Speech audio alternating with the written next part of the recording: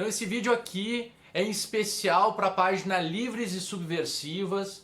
que as meninas me fizeram um convite muito querido para falar um pouco da educação para além do capital. Então uma oportunidade bacana. No meu canal Senso Comum aqui tem alguns vídeos que eu falo sobre educação, superar os ditames do mercado. E também tem um vídeo que fala sobre escola sem partido. Mas hoje eu queria responder um pouco as questões que me foram apresentadas.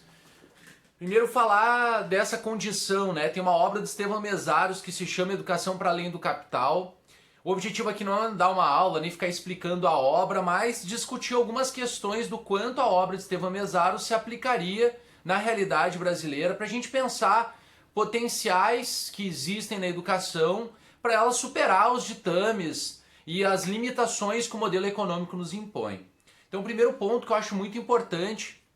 é que colocar uma das maiores armadilhas para a lógica educacional é que ela mantenha o que ela já faz historicamente no Brasil, que é pensar a escola como um espaço formador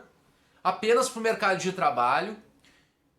onde nesse espaço tu aprende muito mais a obedecer, é imposto uma lógica de disputa, de ser melhor do que os outros, onde o conhecimento vai ser testado numa prova e que tu vai produzir trabalhos para entregar e vai receber uma nota que vai te preparar futuramente, inclusive, para que tu naturalize essa lógica e troque o teu trabalho, o teu tempo de vida em troca de um salário, né? Então, essas lógicas e o quanto a escola ainda é parecida com uma fábrica, mesmo que a sociedade já tenha mudado e a lógica fabril, a desindustrialização no Brasil está acontecendo, a escola ainda é um modelo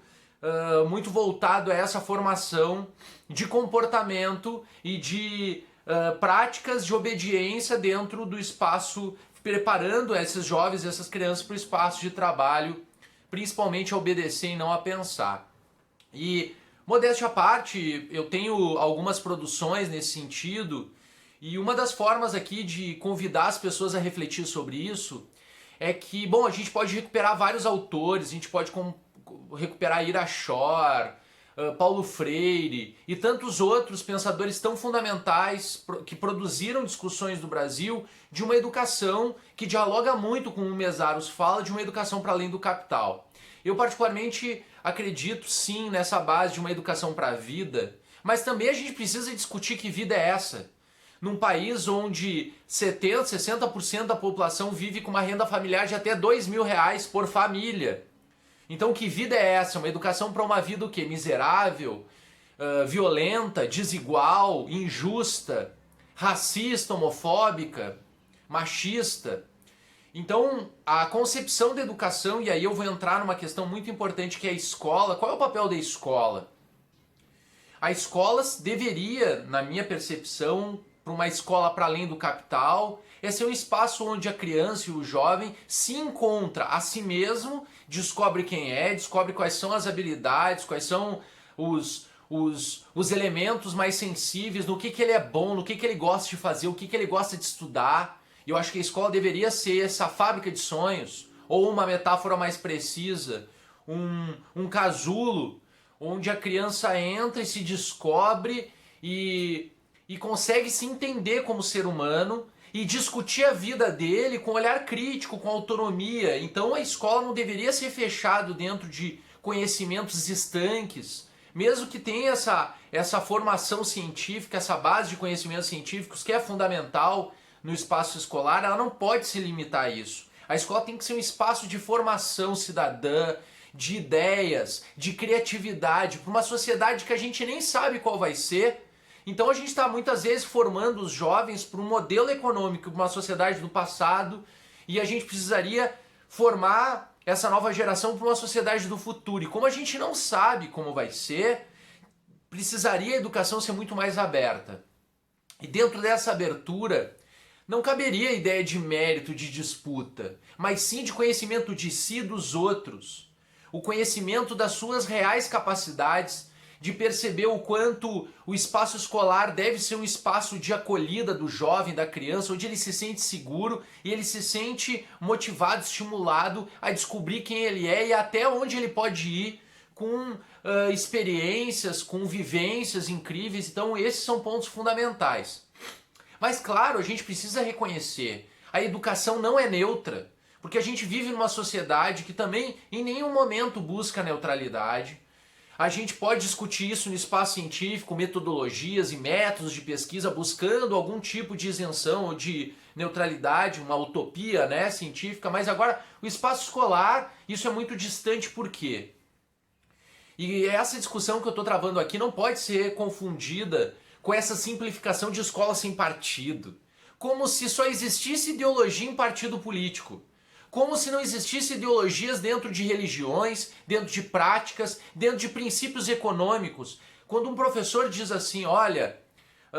isso aqui que tu está aprendendo é para uma prova ou para um vestibular, é para um concurso público. Bom, ele está dizendo que o conhecimento tem uma finalidade de ser testado, isso é ideológico.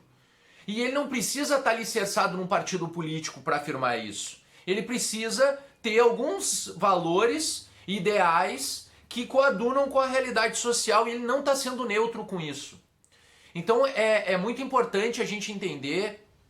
que uma escola para além do capital, uma escola que avança nessa lógica muito mais de humanização e pensamento crítico, ela precisa ir muito além do que base nacional comum curricular, e ela precisa avançar em outras experiências, em outras formas de ensinar e aprender, de trocas efetivas entre professores e alunos, comunidade escolar, a escola como um centro de acolhimento comunitário,